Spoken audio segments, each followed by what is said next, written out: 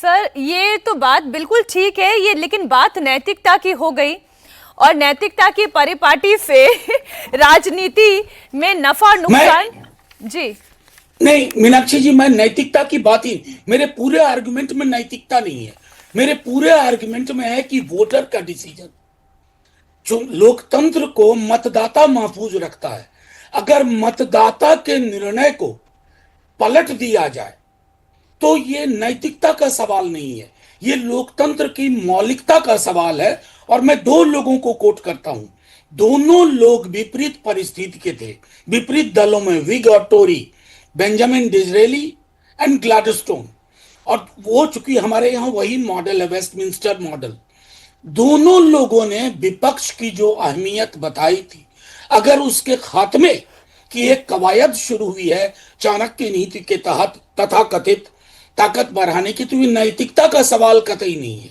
ये parliamentary democracy में electorate की स्वायत्तता, उसकी ऑटोनॉमी, वो सवाल ज्यादा महत्वपूर्ण है। मनोज जी, वो आप मुझसे और ज्यादा बेहतर समझते हैं, आपका पार्लियामेंट्री एक्सपीरियंस भी है और पॉलिटिक्स का भी एक्सपीरियंस है, लेकिन मैं तो उस नंबर गेम को समझना चाह रही हूँ। अब मैं डिलिमिटेशन बिल की बात करती हूँ। मुझे नहीं पता, अभी सरकार ने बताया भी नहीं है कि वो इसे फ्लोर पर कब लेकर आएगी, पार्लियामेंट शुरू होने के साथ साथ लेकर आ जाएगी, बीच में लाएगी या अंत होते होते लाएगी, लेकिन लाएगी जरूर, ऐसी संभावना दिखाई दे रही है।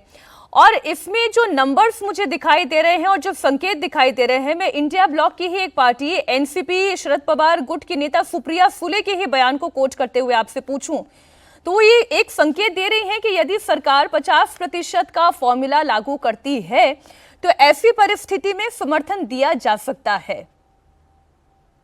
मीनाक्षी जी, हालांकि मैं नॉर्थ इंडिया का हूं, बिहार का हूं, और मुझे पता है कि 50% इंक्रीज से हमारे यहाँ 40 से बढ़कर के लोकसभा की सीटें 60 हो जाएंगी, विधानसभा की तकरीबन 364-65 हो जाएंगी, उत्तर प्रदेश में ये 120 हो जाएगा, और वहाँ की विधानसभा 650 के आसपास चली जाएगी। लेकिन डीलिमिटेशन के साथ साथ एक जो फेडरल बैलेंस है इस देश का, क्या मीनाक्षी जी को, इंडिया टीवी को, मनोज झा को, चाहे हम नॉर्थ इंडिया बेस्ड लोग ही हों, क्या हमें दो आइनों को सामने रख करके बात नहीं करनी चाहिए? एक फेडरल बैलेंस, क्योंकि ये जो प्रोपोर्शनैलिटी है, ये मैथमेटिकल प्रोपोर्शनैलिटी और साइकोलॉजिकल एडवांटेज और डिसएडवांटेज में एक बहुत बड़ा फासला होता है। तो एक बार पूरा मसौदा आए, बगैर मसौदे के मैं समझता हूं कोई टिप्पणी करना, क्योंकि पिछली बार भी मसौदा नहीं था। साइकोलॉजी में एक चीज होती है ग्रेप वाइन, ग्रेप वाइन की तरह कोई चीज चलती है तो फिर उस पर टिप्पणी करना उचित नहीं है।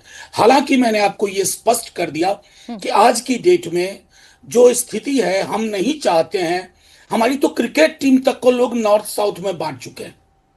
जब जिस देश में इतनी चीजें, चुनौतियां हो, तो हर एक कदम हमें बहुत सावधानी से फूक फूक करके रिप्रेजेंटेशन की अहमियत, साथ ही फेडरल बैलेंस को मेंटेन करना, ये हमारी प्राथमिकता होनी चाहिए। सरकार में यूपीए, एनडीए हो या इंडिया ब्लॉक हो या कोई तीसरा हो।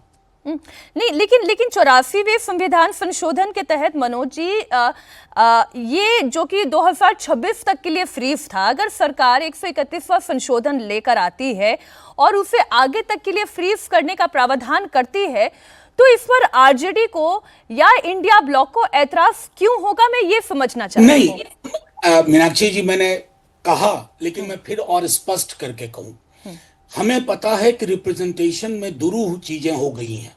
एक एमपी के पास 20, 22, 24 लाख, 28 लाख की कॉन्स्टिट्यूएंसी है, वो लिटरली मैनेजेबल नहीं है। वो वोट मांगने भी नहीं जा सकता हर विधानसभा के हर ब्लॉक में, कस्बे में। लेकिन क्या ये उतना ही महत्वपूर्ण नहीं है जिसकी चर्चा अंबेडकर, नेहरू, तमाम कॉन्स्टिट्यूएंट असेंबली में ये बात हुई थी कि जो एक India is union of states, तो हम अक्सर ऊपर से नीचे जाते हैं। मैं चाहूंगा कि डिलिमिटेशन में भी नीचे से ऊपर जा करके एक संतुलन बनाने की कोशिश हो। और मैं फिर से दोहरा रहा हूं, ये जो लोग कहते हैं अक्रॉस 50%, ये देखिए, सुनने में आपको लगेगा कि ये बहुत सही है, 4 वाला 6 हो जाएगा, 8 वाला 12 हो जाएगा, लेकिन जो डिस्टेंस है अभी के बैलेंस में, और जो प्रपोज्ड अभी जो सुन रहा हूं, प्रपोज्ड कहीं कागज पे नहीं है, जो सुन रहा हूं उसमें वो फासला और बढ़ेगा।